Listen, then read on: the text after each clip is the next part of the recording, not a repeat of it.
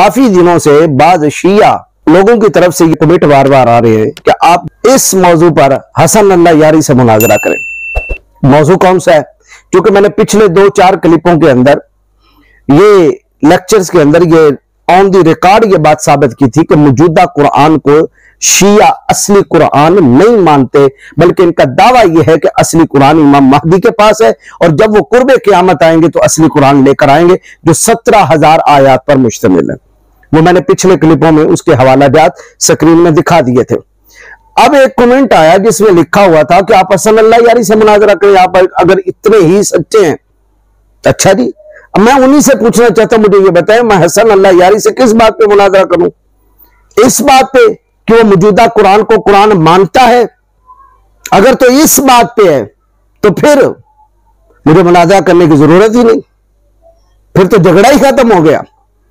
अगर इस बात पे कि वो कहता है कि मौजूदा कुरान कुरान है ही नहीं, तो फिर मुनाजरा करने की जरूरत क्या है? जबकि यही तो मैं चीज साबित करना चाहता था कि आप शिया लोग जो है वो कुरान को कुरान नहीं मानते, बल्कि आप इसे जाली कुरान कहते हैं और असली कुरान इमाम महदी वाला जो आप गार के अंदर लेकर छुप गए। आपका अकीदा है कि वो गार के अंदर महफूज है और कुर्बे क़यामत वो लेकर आएंगे। हसन अल्लाह यारी से किस बात पे मुनाजरा किया जाए? उसका यूट्यूब चैनल देखें, आए रोज वो यही साबित करने की कोशिश करता है कुरान असली कुरान नहीं है, कुरान असली कुरान नहीं है, ये तो उमरी कुरान है, ये तो अबू बकरी कुरान है, ये तो उस्मानी कुरान है, ये तो सहाबा का कुरान है। और फिर उसी कमेंट के नीचे वो शिया दोस्त कह रहे थे आप झूठे हैं। अच्छा मुझे ये बताइए, उधर से आप मुझे झूठे कहते हैं क्योंकि मैं हवाला उसूल काफी का आपको दे रहा हूं कि उसूल काफी में लिखा हुआ है कि आप इस कुरान को कुरान नहीं मानते, और उधर से मुझे फिर दावत देते हैं हसन अल्लाह यारी से मुनाजरा की, जो खुद इस कुरान को कुरान मानता ही नहीं।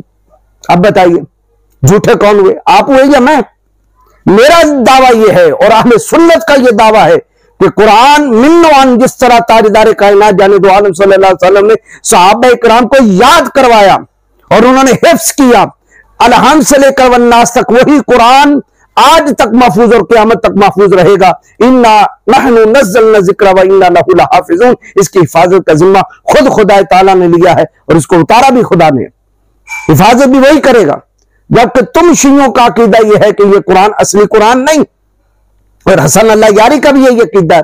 और मैं सरदस्त एक और हवाला पढ़ दूं ताकि आपको यकीन हो जाए कि आपके जो बड़े हैं, मैं उन्हीं से कहना चाहता हूं कि जिन्हें ये पहली मर्तबा सुना होगा कि हमारे अकाबिरीन मौजूदा कुरान को कुरान नहीं समझते, मैं उन्हीं के सामने उसूल काफी का एक हवाला रखना चाहता हूं कि वो दर्द दिल से ये सोचें, मरना है, कब्र में जवाब देना है, रसूल पाक सल्लल्लाहु अलैहि वसल्लम के सामने तुमने हाजिर होना है, अल्लाह की बारगाह में अपनी पूरी जिंदगी का तुमने नामा अमाल पेश करना है।